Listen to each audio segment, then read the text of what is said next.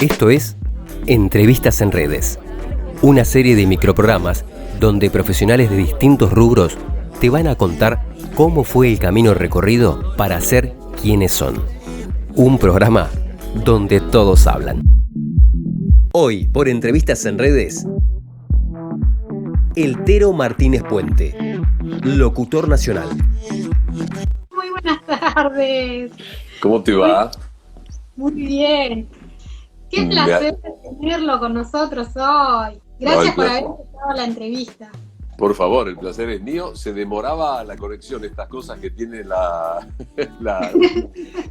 telefonía, el Instagram, las redes, todo. Se demoraba la conexión, te estaba viendo y no podía conectar. Pero bueno, acá estamos. Gracias a vos por la invitación. Un placer estar con vos, Silvia. Muchas gracias. No di a conocer su sobrenombre porque la realidad es que quería que después nos cuente la anécdota de por qué le pusieron ese apodo. Pero bueno, en principio, feliz de tenerlo de este lado. Para mí es un orgullo. Y quería que nos cuente un poquito sobre sus inicios. O sea, un poco de usted y sus inicios. Bien, bueno, va a estar un poco vinculado con el apodo, porque ese apodo me lo pusieron apenas empecé a trabajar como locutor. Yo empecé en los medios como periodista deportivo. Empecé a trabajar con Gillo Arangio, que era un relator de fútbol de aquella época, te hablo de fines de la década del 70. Había dos relatores deportivos, el Gordo Muñoz, José María Muñoz, y Gillo Arangio. Yo empiezo a trabajar con él haciendo mis primeras armas como periodista deportivo. Como era nuevito, me mandaban a cubrir los deportes raros de aquella época, rugby, tenis, polo, hockey. Yo había jugado al rugby, así que el deporte ese lo conocía y de ese podía hablar. De los demás tuve que estudiar un montón. Y mientras tanto hacía la carrera de locutor. Una vez que me recibo como locutor, sigo trabajando como periodista deportivo. Trabajaba con Gillo Arangio, pero también escribía en La Prensa, en La Razón, en una revista especializada. Hacía unas colaboraciones, un kiosco que le suelen decir en un programa en Radio Belgrano los sábados a la tarde. Así que hacía de todo un poco, siempre vinculado al periodismo. Y cuando me recibo de locutor, empiezo a trabajar como locutor. Debuto en Radio El Mundo, que era donde estaba trabajando como periodista notero de un programa que iba de 15 a 18, una tarde diferente, con Norberto Malbrán y Marta Moreno. Yo hacía las notas. Y siempre cuento esta anécdota. Una vez que me recibí de locutor, el jefe de locutores de Radio El Mundo, que era Mundo, Mitre y Antártida, allí en Maipú 555, Manolo Aiciner, me pregunta, sabía que yo estaba dando los exámenes y cuando oí el último me dice, ¿te recibiste? Y digo, mira, ayer di el último. Y dice, ¿qué haces hoy después de las 6 de la tarde? Le digo, nada, ¿te quedás a un turno? Y ahí debuté como locutor en Radio El Mundo, en el mismo estudio donde venía haciendo periodismo. Y cuento siempre esta anécdota, me senté en la misma silla, misma mesa, mismo micrófono, mismo estudio, mismo operador, pero cuando tuve que dar la sigla de la radio, me empezó a temblar el pulso, de la emoción. Siempre digo lo mismo, la emoción de empezar a trabajar como locutor ya con el título, con el carnet y recibido. Y lo de Tero viene porque en ese fin de año empecé a dar pruebas en distintas radios, llevé los demos, los cassettes que se llevaban en aquella época y empiezo a trabajar en marzo en Radio del Plata, marzo del año siguiente. Y después de un asado que hubo una vez para celebrar el 25 de mayo, hubo un partido de fútbol, los de la radio contra los de la productora, nosotros los de la radio, los de la productora que perdimos. Y en el asado vinieron las cargadas. Entonces el director técnico nuestro, que era el coordinador general, dice, ¿cómo no vamos a perder? Si no sé qué cosa, que el otro no sé qué, y otro, señalándome a mí, dice, con esas patas de Tero no para una pelota. Lo desmiento totalmente, no tengo patas de Tero, pero bueno, a partir de ahí me quedó el apodo. Y todo el mundo ya, desde mis comienzos como locutor, me dicen Tero. Hay gente que no sabe que me llamo Ricardo, así que saben que el Tero Martínez Puente. Pero qué bárbaro, sí. Yo, lo conocía por el Tero, pero también era como que, se llama Ricardo. Entonces, partamos de la base de que se llamaba Ricardo para recordar un poco el nombre. Y a partir de ahí después contar y preguntar sobre las anécdotas y demás. En ABH, exactamente. ABH era un sello que tenía los derechos de la mayoría de las distribuidoras de películas. Estaba ABH, estaba Transeuropa y Gatti Video. Transeuropa comercializaban las películas de Transeuropa, Gatti Video las de Gatti Video, y ABH era la empresa que tenía más sellos. Y ahí, se trabajó bastante mientras duró el videocassette. Después la tecnología terminó con el videocassette y dejamos de trabajar para ABH. Que de hecho creo que las instalaciones de ABH ahora se alquilan para otro tipo de producciones. Y el mensaje típico que estaba en los cassettes, era para evitar la piratería, era un mensaje donde se avisaba a la gente que empezaba a ver la película, si el cassette ese no estaba grabado en un cassette con tales o cuales características, era una copia pirata. Entonces el mensaje decía algo así, como por ejemplo: la película que usted está a punto de disfrutar ha sido grabada en un cassette verde con tapa verde. Si el cassette no es verde con tapa verde, le alquilaron una copia pirata. No se deje sorprender. Exija la calidad de un original. ABH. Y ese era el mensaje que estaba delante de todas las películas, en todos los videocassettes. Que además había uno por cada color de cassette. Exactamente. Se cambiaba cada tanto. Los cassettes, la mayoría o el 90% eran negros, pero acá se empezó a trabajar con la empresa productora de la carcasa para pedirle eso. Había, por ejemplo, color naranja marmolado, unos colores rarísimos. Entonces, si la película no estaba en esa carcasa, era una copia pirata. ¿Y cómo llega a hacer esa publicidad? ¿Cómo es que lo contactan para hacer eso? Yo estaba trabajando haciendo unas publicidades, grabando en un estudio, Recordvisión, de Carlitos Badía, el hermano de Juan Alberto, y allí trabajaba una persona, uno de los socios de ABH. Entonces empezó a crecer ABH, empezaron a necesitar hacer las locuciones de las promociones y ese tipo de cosas, de los mensajes de antipiratería. Y entonces me contrataron, me llamaron estaba ahí grabando, me dijeron: mira, vos probar esto. Y digo: perfecto, hagamos una prueba. Y a partir de ahí comencé a trabajar para VH. Y duró, como te digo, hasta que duró el VHS en el mercado. Muy bien, qué maravilla. Sí, yo me acordaba de eso también. Había visto los cassettes, y todo ese cambio y ese proceso que hubo después más adelante. Pero sí, era como la voz, era como la patente de ese tipo de las películas en ese momento. Es más, tal cual. Los que todavía tenemos caseteras y tenemos algunos cassettes que fuimos comprando, porque lo cierto es que después las casas comenzaron a vender las películas por esto de que habían comenzado a cerrar y demás. Entonces, bueno, algunos fanáticos, alguna que otra película fuimos a comprarla y a quedar para tenerla. Tal cual. Sí, después mudó todo para el DVD y ahora ya creo que ni DVD hay. Ahí están las empresas que te pasan las películas, sí. Pero yo creo que somos afortunados, Silvia, de haber conocido las dos etapas, ¿no? De haber conocido lo analógico y lo digital. Hoy es todo digital.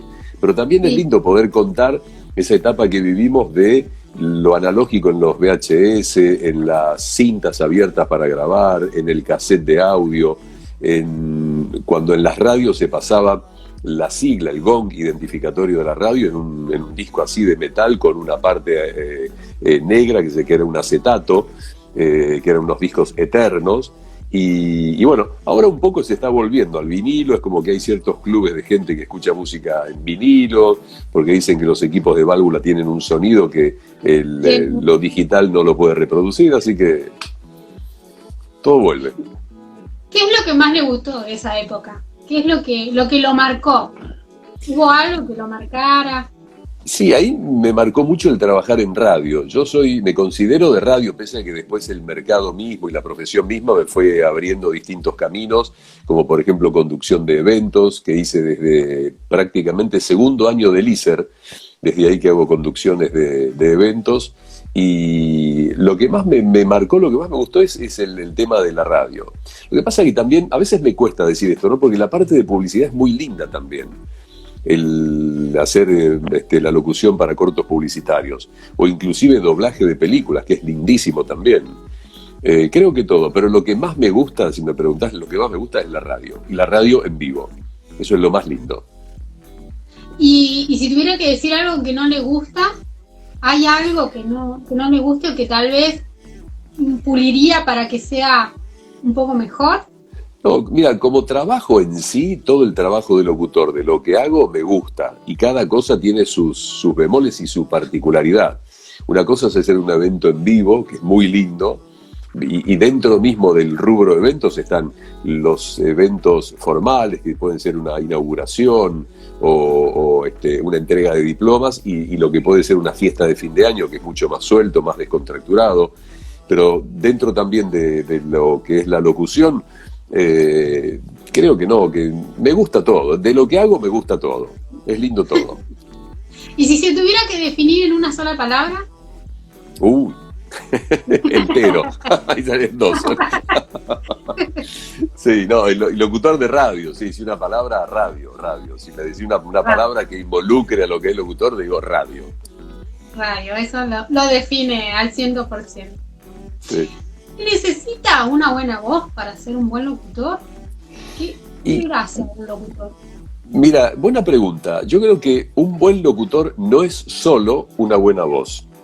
Conozco colegas de muy buenas voces que ya no están en el mercado, pero que no pueden hacer el trabajo del locutor, que es la tarea específica necesaria para cada una de las cosas que puede hacer un locutor. Y paso a explicarlo. Si vas a grabar un comercial, una publicidad, es necesario que esa voz interprete el texto que escribió el creativo o el redactor. Si vas a hacer una conducción de un evento, esa buena voz tiene que amoldarse a la circunstancia de ese evento, porque no es lo mismo tener una buena voz para hacer un evento suelto, divertido, y si lo estás haciendo de una forma que no es ni suelta ni divertida, estás desentonando con el trabajo específico. Así que yo creo que un locutor no es solo una buena voz. Ayuda a la voz, yo creo que sí, porque una voz agradable ayuda en todo, para cualquier tarea que vayas a desempeñar. Una buena voz y una buena dicción, una buena manera de hablar, son cosas que atraen. Si a eso le sumas la carrera o la profesión, mejor todavía. ¿Cuáles son las posibilidades que ofrece la profesión, tanto de la locución comercial como la locución de radio? Sí, es una buena pregunta porque, mira, es una profesión, a mi criterio, que te ofrece un abanico de posibilidades enorme.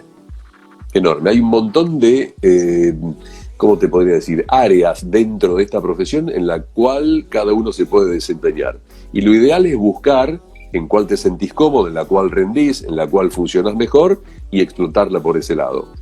El abanico de posibilidades que puede ser desde grabar publicidad para televisión y radio, grabar videos y audiovisuales, trabajar con el advenimiento de las tecnologías, haciendo un preatendedor, tanto hombres como mujeres, hacer conducción de eventos, trabajar en una radio, hacer conducción de un programa de radio o ser locutor o locutora que acompaña al conductor.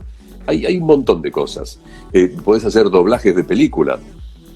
Doblaje de película en castellano neutro o en argentino, cuando se están empezando a doblar muchas películas, muchos largometrajes a nuestra manera de hablar, también podés trabajar allí.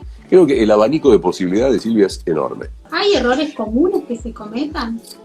Y un error básico es que si uno quiere ser locutor, que no deje de hacer la carrera, porque hay gente que le gusta la profesión, que le llama la atención, que conoce un poco. Hay gente que se ha desempeñado en los medios y sabe, no como locutor o locutora, y sabe qué es lo que tiene que hacer.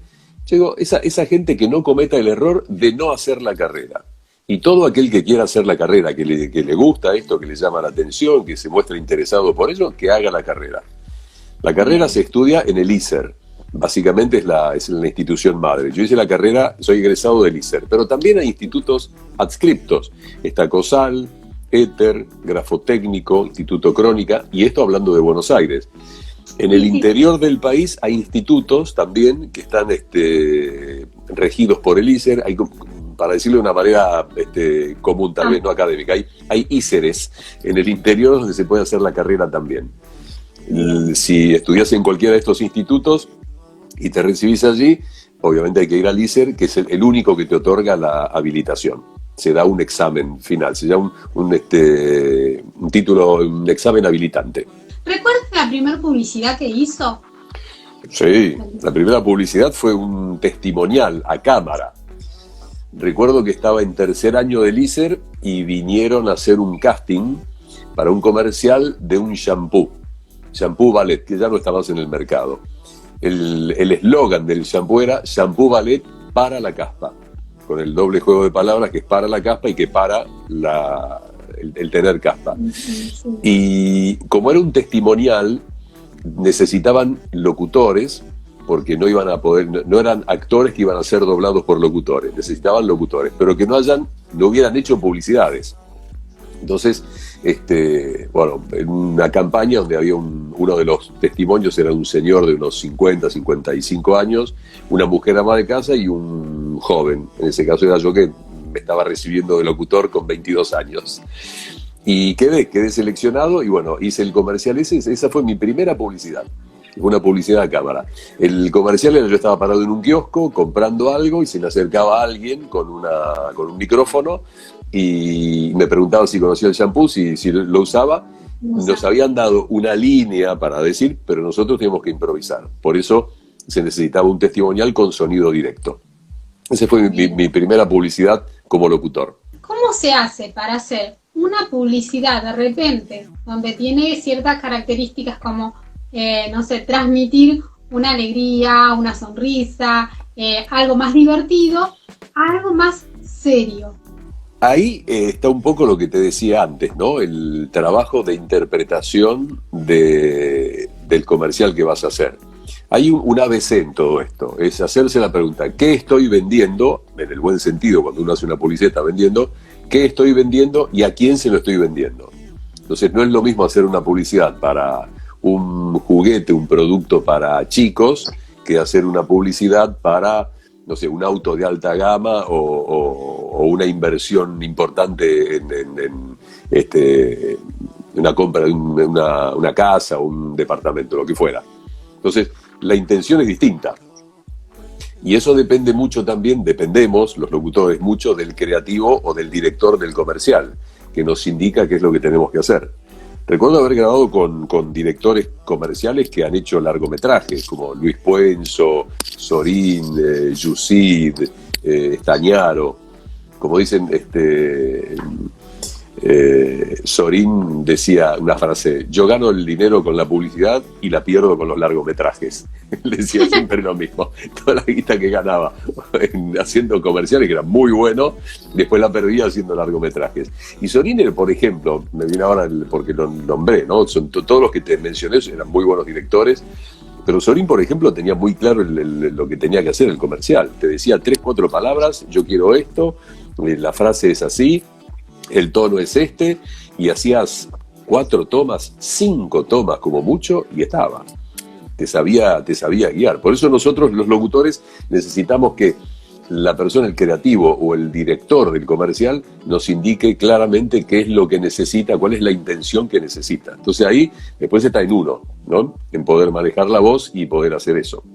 Y ponerle impronta, como un sello también. Exacto. Cada uno es como que se destaca, ¿no? Cada uno. Exactamente.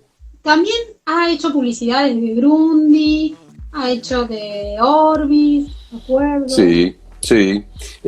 Me acuerdo que, por ejemplo, me tocó hacer de doblaje de actores. Me acuerdo que hice una campaña con el desaparecido Adrián Guío, el actor, era toda una campaña de Gillette. Entonces yo lo doblaba, él pasé a ser la voz de Adrián Guío. Y después también con una serie de publicidades de Longví, doblándolo a Carlos Iglesias, que el eslogan era un remate como decir, es esto, y lo mejor era, Longví es Longví. Todos los comerciales terminaban así. Después con Aurora Grundig me tocó también doblar a un actor, Gerardo Bahamonde. El locutor de Grundig era el maestro, Ricardo Jurado, pero cuando la campaña que se hizo con Bahamonde, que fueron varios comerciales, Bahamonde era como un locutor a cámara que hablaba de las virtudes del producto. Y había que doblarlo, entonces la voz de Bahamonde era yo y yo terminaba haciendo el remate, porque el locutor era él con mi voz. Entonces, lo de Grundig era Grundig, caro, pero el mejor. Estaba con un programa, ¿verdad? El Expreso. El Expreso es un programa, sí, que sale en más de 50 radios del interior del país desde hace más de 28 años. un programa que tiene un falso vivo, porque por una cuestión lógica, como salen tantas radios del interior, se graba, y se graba con cierta anticipación y tiene un falso vivo en el sentido de que se da la fecha, el efemérides, ahí hablo con el operador y con el musicalizador, que en realidad no están, pero como digo yo, canalizo la esquizofrenia, charlo un poquito con ellos, me contestan, yo digo lo que me contestan. Acá el auricular, por auriculares me dice el operador tal y tal cosa. Digo, ¿usted le parece, señor operador, que me diga eso? Bueno, esto no se lo puedo decir, porque hago ese tipo de diálogos. Hay gente que se está uniendo, gente amiga. Laura Beatrice, saludos a todos los que nos están acompañando. Gracias por acompañarnos. Si tuviera que elegir entre la locución comercial y las lecturas, ¿qué le genera más? ¿Qué es lo que más le transmite o con qué transmite más? Qué buena pregunta. Bueno, yo creo que las lecturas, por una cuestión lógica, son las que más transmiten, y son lindas esas lecturas, leer un libro, leer un cuento, porque uno se mete en el cuento, se mete en el libro. Está bien que cuando uno hace una publicidad se mete en el texto ese, pero esto es lindo también, porque uno es como que se sumerge en esa historia y pasa a ser parte de eso. Es lo mismo que cuando lees un libro. ¿Viste? Lees un libro y la imaginación vuela, es fantástico. Porque aparte el personaje ese te lo imaginás como vos querés, no es que lo estás viendo en una pantalla. No digo que esté mal el cine, pero ese personaje es tuyo, está en tu cabeza y es propio. Y el escenario donde se están moviendo lo mismo, y los protagonistas es lo mismo, son tuyos y son de tu imaginación, son de tu propiedad. Sí, y además una cosa es leerlo y sentirlo uno, pero otra cosa es el que está del otro lado, que lo está escuchando, que está creando también su propia imagen de todo eso. Tal cual lo que vos decís. Uno, cuando lo lee, colabora para que la persona que nos está escuchando se arme esa idea en la cabeza. Empiece a desarrollar la imaginación y se imagine esos personajes, lo que fueran, ese hombre, esa mujer, esos chicos, un perro, una casa, lo que sea. Se va imaginando eso en la cabeza. ¿Y cómo es el trabajo de esa dicción? O sea, porque yo también me puedo poner a leer un libro, pero de repente no va a ser lo mismo que si yo lo escucho a usted leerlo. Se practica, mirá, lo ideal es poder tener una buena base de foniatría. En la carrera de locución hay una materia troncal que es foniatría, que es fundamental, donde vos aprendés algo importantísimo, que es respirar, dosificar el aire y colocar la voz. Los 3 pasos fundamentales para poder hablar bien. Y una vez que lo incorporás ya a tu manera de ser natural, lo aplicás en todo momento. Y después hay ejercicios de dicción. El ser humano al hablar tiende a aplicar, en todos los idiomas, la ley del menor esfuerzo. Porque es más fácil decir, ¿qué hace? ¿Cómo está? Buenas tardes. Sí, qué calor que hace hoy. Y no mover la boca. Es más fácil eso que, ¿qué tal? Buenas tardes, ¿cómo estás? Qué calor o qué lindo día que hizo hoy. Ahí hay que mover un poco más todo. Entonces, es más fácil lo otro. Y en todas las lenguas, los adolescentes, los jóvenes, son los que tienden a modificar esas lenguas. En castellano, en inglés, en francés, en alemán, en todas las lenguas.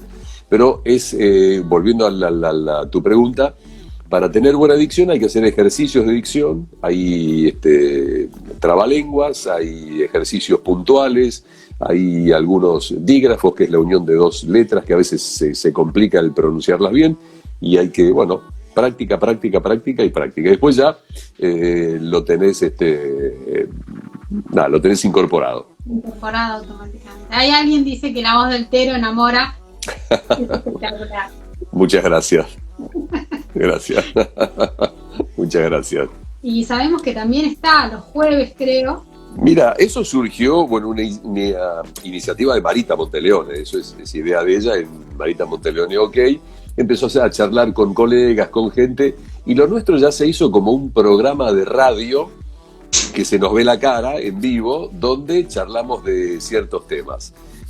Tenemos como unas columnas fijas con 2 o 3 cosas. Una, por ejemplo, es decir quiénes son las mujeres que con su nombre ilustran las calles de Puerto Madero.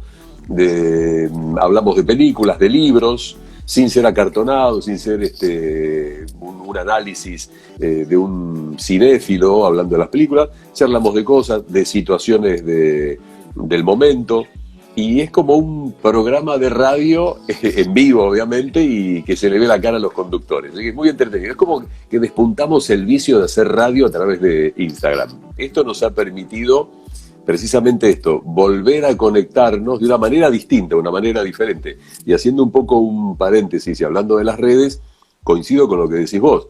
Las redes son como un automóvil. Vos te podés subir al auto para salir a pasear o para que te lleve a tu trabajo, o podés andar a 200 por hora por una peatonal y te convertís en un peligro. Si lo usás para ir a tu trabajo, para ir a pasear o para trasladarte, es el elemento ideal. Y las redes es lo mismo. Depende cómo uses la red, depende para qué la uses, depende lo que digas, depende las cosas que hagas, va a ser una cosa positiva, productiva, edificante, constructiva, o algo realmente negativo y que es preferible que no esté. Ahora, cambiando un poquito de tema, sé que además de conductor y locutor es coach. ¿Cómo es esto de que es coach? Mira, hace mucho que el tema docencia me gusta, y ya en la década del 90, por una cuestión de contacto con ciertas personas que me solicitaban que las preparara para poder hablar, para poder leer un discurso. A partir de ahí, que es algo que me gustó, que lo empecé a hacer, que no lo hice como una cosa así cotidiana, ni una rutina, empecé a dar clases de oratoria. Después me seguí preparando, tomé clases de oratoria aquí, más allá de que en la carrera de locución tenemos una materia que es oratoria. Tomé clases de oratoria con el que era el número 1 de la oratoria acá, Carlos Loprete. Y después me preparé, como vi que esto me gustaba y que la cosa estaba funcionando, me seguí preparando. Hice la capacitación en PNL, Programación Neurolingüística, Practitioner, y hace poco terminé una capacitación en Coaching Sistémico. Y trabajo dentro de ESPN, donde hago la voz de las promociones y de las publicidades. Soy uno de los que hace eso, porque hay también locutores que son extranjeros, que también graban que se ven toda Latinoamérica, que aquí también se ven, ¿no? Por supuesto. Y trabajo con los deportistas que comienzan a hacer comentarios y opiniones en el canal, y hay que, prepararlos para que puedan hablar bien, para que puedan moverse bien, para que tengan un buen lenguaje gestual, un buen lenguaje verbal. Y también trabajo con agencias de prensa cuando hay que capacitar a los directivos de empresas, haciendo toda una capacitación que se llama una presentación efectiva. Y los capacito para que puedan comunicar lo que tengan que comunicar de una manera correcta, ya sea a una persona o a 5.000. ¿Y de qué manera lo pueden contactar? O sea, ¿a través de qué medios pueden ponerse en contacto para poder aprender con ustedes? Es muy fácil. Mira, yo tengo un mail que es ricardomartinezpuente@gmail.com. Cualquier consulta o duda me mandan un mail allí y podemos hablar perfectamente. Y ahora inclusive con esto de la pandemia, todo ese trabajo lo sigo haciendo a través de lo que decías vos, las nuevas tecnologías, a través de Skype, Google Meet, Zoom, WhatsApp. Así que se puede trabajar perfectamente con eso. Hablábamos del idioma neutro, creo que lo mencionó. El neutro es un idioma que no se habla en ningún país. El neutro es un idioma que se habla en los medios de comunicación. Y cuenta la leyenda, porque no hay nada escrito, que es un idioma que se inventó para que las producciones de Disney de la década del 50 pudieran ser reproducidas o pasadas en los países de Latinoamérica. Obviamente que como le decimos acá, los dibujitos animados estaban en inglés, los chicos chiquitos que no hablan inglés no entienden, tampoco se los puede subtitular, porque hay chicos de 3, 4, 5 años que todavía no leen, y se hacía complicado eso. Bueno, entonces Disney decidieron doblar los dibujos y los llevaron a España. Y el acento español parece que no cuajó, no enganchó, no se entendía, y empezaron a doblarse en México y también en Argentina. Entonces se buscó una manera de hablar que no fuera ni español, ni mexicano, ni argentino, ni paraguayo, ni colombiano, ni ecuatoriano, que fuera neutro. Y la gran diferencia es que en neutro suenan, se escuchan todas las letras. Uno puede decir, bueno, yo acá pronuncio todas las letras, pero a veces la gente hablando rápido hay letras que no pronuncia. En el argentino, ¿no? En el idioma rioplatense, la S intersilábica, nosotros decimos mosca, y ahí la S fue aspirada, y en neutro es mosca, suena la S. Lo mismo que la palabra de, una palabra cortita de 2 letras, pero que a veces, si uno habla rápido, la pasa por encima. Y te doy el ejemplo, la gente dice la ciudad de Buenos Aires. Yo ahí la palabra de no la pronuncié, pero todos estamos acostumbrados y la escuchamos, y lo repito, la ciudad de Buenos Aires, y lo correcto es la ciudad de Buenos Aires, ahí sí la mencioné. Entonces, bueno, en neutro suenan todas las letras, y se pronuncian la doble L y la Y con un sonido particular que no es ni la I de lluvia, como dicen la gente de la provincia de Misiones, ni la Y del acento rioplatense, y menos la sh del que tiene Y, porque dice lluvia, llegaste, Yolanda. No es ninguna de esas, es lluvia, llegaste, Yolanda, caballo. Suena levemente la Y nuestra, pero más apoyada por la I.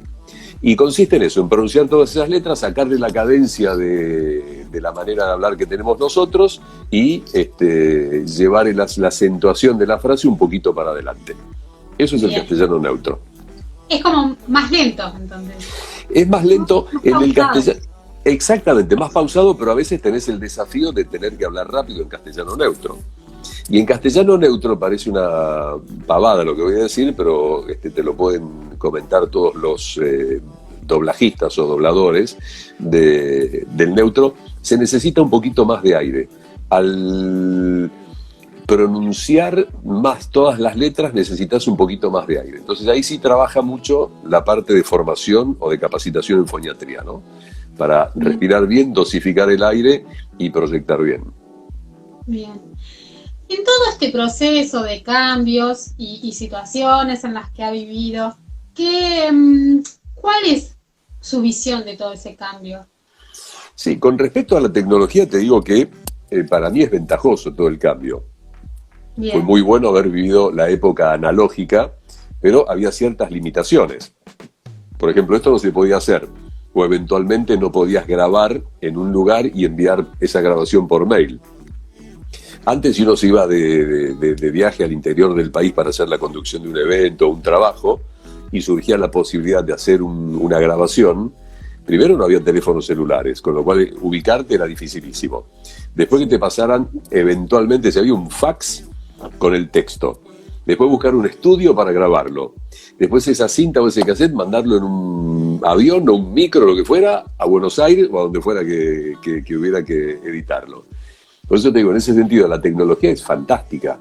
Ahora podés grabar en cualquier lugar, no vas a grabar en el medio de la calle, en una avenida con los autos, pero en un lugar que lo acustizás un poco, con un buen programa de grabación y un buen micrófono, ya está. Esa grabación la mandás y listo. Estamos locos, sí. No sé si expliqué bien lo de neutro, después que nos diga el especialista. Un libro, si tuviera que elegir un libro, un libro preferido. Un libro que a mí me gusta mucho y siempre lo menciono porque creo que es un libro que enseña y mucho, es el Martín Fierro. Y a mí me parece fantástico lo que hizo este señor José Hernández de escribir toda una historia es una historia del gaucho Martín Fierro, ¿no? Con la vuelta del Martín Fierro también, de haberlo escrito como lo escribió, en verso. Es impresionante contar algo en verso, y aparte son versos profundos, con mucha enseñanza. Mucha enseñanza. Un libro, el Martín Fierro. Después hay un montón de libros. Me gusta mucho la novela, me gusta mucho, qué sé yo, Arturo Pérez Reverte, Vargas Llosa, no sé, Wilbur Smith, no sé, hay un montón, Sándor Márai, no sé, un montón. Ahora se me produce un torbellino de nombres en la cabeza, pero sí, un libro, el Martín Fierro. ¿Un estilo de música? Mira, la música me gusta toda, pero no soy un fanático de cada uno de los estilos. Me gusta mucho la música clásica, pero me gusta el rock también, y me gusta el pop. Y la música de la década del 80 me parece fantástica. La música pop de la década del 80 me parece inigualable. Es el día de hoy que se pasan temas de la década del 80 y parece que los hubieran escrito ayer. Y están fantásticos todos, los Pet Shop Boys, mira, me voy más atrás todavía, Creedence, bueno, los clásicos, los Beatles, los Rolling Stones, qué sé yo, todos. ¿Un colega? Un colega, y mira, hay dos colegas que ya fallecieron, que me parece que fueron los número uno aquí. Ricardo Jurado, el maestro de los maestros, una voz magnífica y un locutor con una capacidad para vender cualquier producto y para hacer un relato. Y el otro, Leopoldo Costa, también locutor fantástico. Y después, hubo grandes locutores aquí.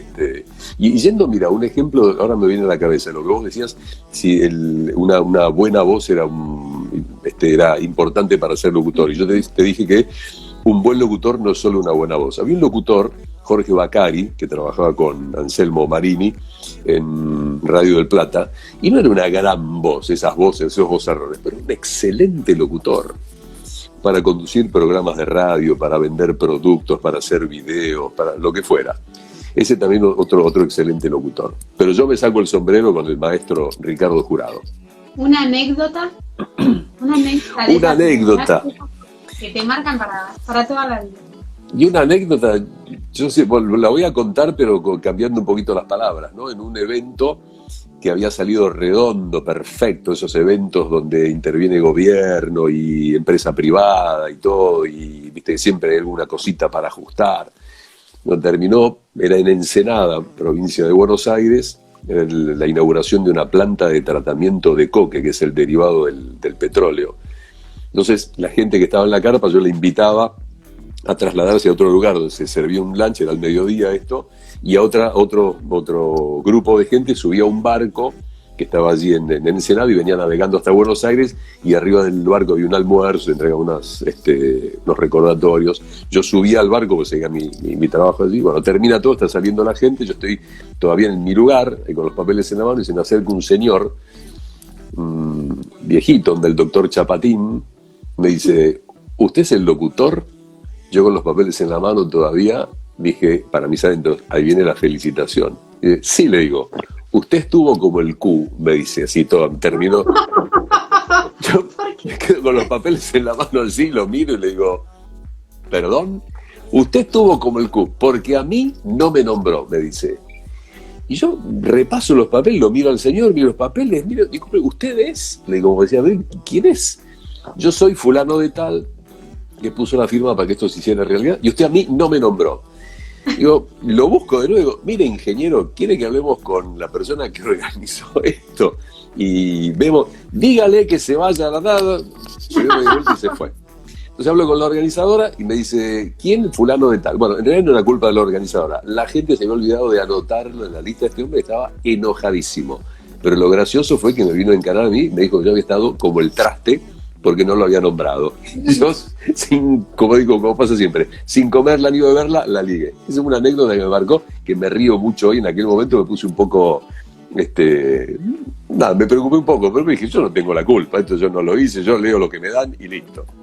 No, es que es cierto, a veces la gente piensa que el locutor es quien se anota todo, y en realidad cuando llegan, el organizador, que ya tuvo la reunión con la empresa previamente, tiene el listado no solo del orden de las autoridades, sino que además le tiene que indicar si alguno no fue por algún motivo a última hora, o si se hizo presente, porque a veces tampoco avisan, y también anotárselo aunque sea en la lapicera, pero advertirle que tal persona está para que lo pueda saludar. Pero sí, es así. A veces siempre paga el pato quien no tiene que...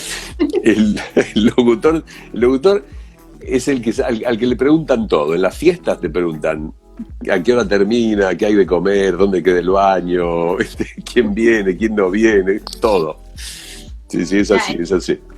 Antes de despedirme, sí me gustaría que te dejara un mensaje a la gente que elige la locución o la radio como profesión. Yo creo que si la gente se vuelca a trabajar y a estudiar, a hacer la carrera de locutor, es porque realmente lo siente. Y si lo siente, lo ideal es hacer las cosas, voy a decir una palabra que puede sonar cursi, pero hacer las cosas con amor, hacer las cosas con dedicación, hacer las cosas de una manera consciente, profesional, siempre pensando en que lo que uno hace al trabajar en un medio de comunicación masivo repercute en el que lo escucha. Y nosotros somos una compañía, nosotros desde un medio de comunicación, desde la radio, nosotros instruimos, informamos, acompañamos, entretenemos, y lo mejor que hay es poder brindarle a toda esa gente a la cual le estamos dando esto, algo positivo.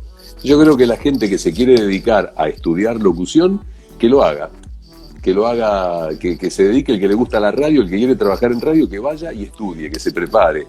Y una vez que se recibió no termina y hay que seguir estudiando y capacitándose y preparándose. Mucha cultura general, leer de todo lo que caiga en las manos, leerlo.